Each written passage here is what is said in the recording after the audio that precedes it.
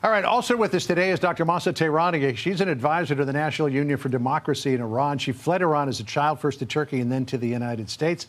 We see you here typically on Wednesday afternoons giving us medical advice, but we're going to talk about your former country. And I know that your father is still in Iran, though the rest of your family, for the most part, is here in the United States, and you're in touch with people over there. You provided for us some messages that you received in recent days since the bombing began of a patient of yours who's in contact with you. Let's play one of those messages now about where things stand.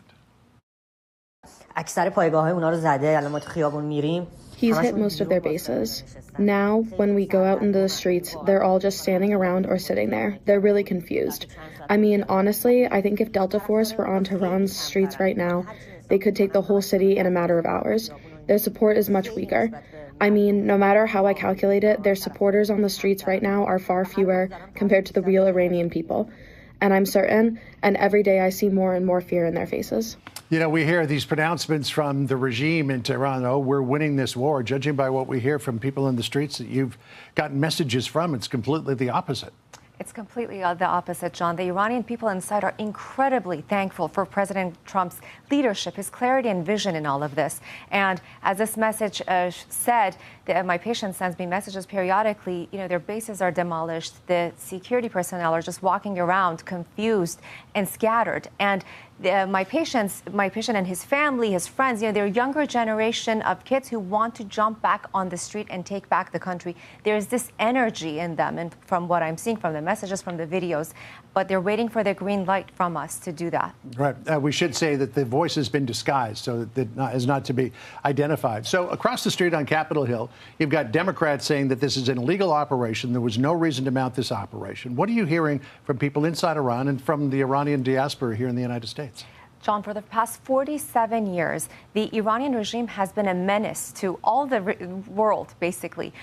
You know, they threatened to assassinate our president. They burned the American flag in their parliament. I showed you a video of that. These guys, Steve Witkoff's conversation about how their Geneva, the initial negotiation talks went, is a testament to this. He says the first sentence out of their mouths was that we have 460 kilograms of 60% enriched uranium ready to make 11 nuclear bombs. This shows you the extremist, dangerous ideology of this totalitarian regime, and you really can't negotiate with them. And President Trump was the first U.S. president in history who had the courage to do something like this. And highly commendable. I think it's highly warranted. And this was the time because they are at their weakest. Their economy collapsed. You know, we've been seeing videos on various social media platforms, and you sent a video to us earlier today. People take to the rooftops. Let's play it out here. People take to the rooftops in Tehran and other cities, watching the bombs fall and cheering every time one of them hits. I mean, that's extraordinary to be in a country that's being bombed by the United States and Israel and be cheering the hits. They're having watch parties. They showed me that they're taking shots of alcohol and they're cheering every explosion because they say it takes us one step closer to our freedom. So then the question is, what comes next for the leadership? Here's what the president said. I call upon all Iranian patriots who yearn for freedom to seize this moment, to be brave, be bold, be heroic, and take back your country. America is with you. I made a promise to you, and I fulfilled that promise. The rest will be up to you. Now, the regime in Tehran is actively trying to replace the Ayatollah. They had the meeting of the Council of Experts, which was bombed by Israel. And it's our understanding that most of the people who were there counting the votes were killed in that. But we hear about the Ayatollah's son may become the next Ayatollah. There doesn't really seem to be any formidable opposition group that can emerge on the streets of Iran. So where do we go from here?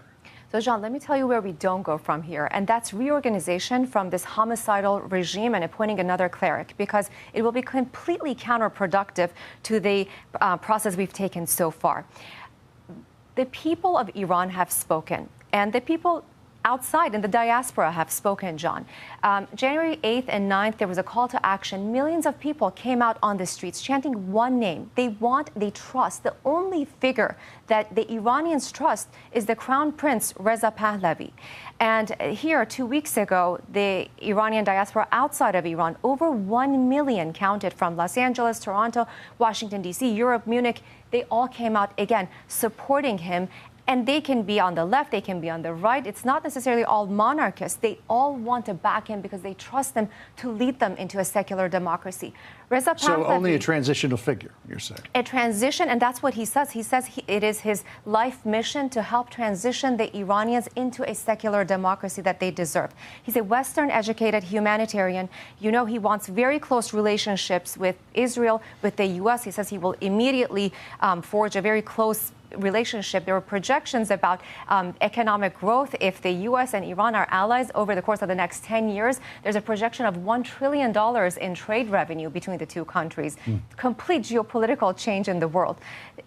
Prince Reza Pahlavi has his Iranian Prosperity Project. He's worked with a group of experts, subject matter experts in all sectors, from economics to education, transportation, healthcare, cybersecurity. He has a plan. It's published. It's a blueprint on how he's going to do this. But the challenge is to get rid of the existing regime first. Absolutely. Doc, great to see you. Thanks so much for dropping by. Keep us apprised of all the messages. Thank you so much for having me. All right, appreciate it. Hey, Sean Hannity here. Hey, click here to subscribe to Fox News YouTube page and catch our hottest interviews and most compelling analysis. You will not get it anywhere else.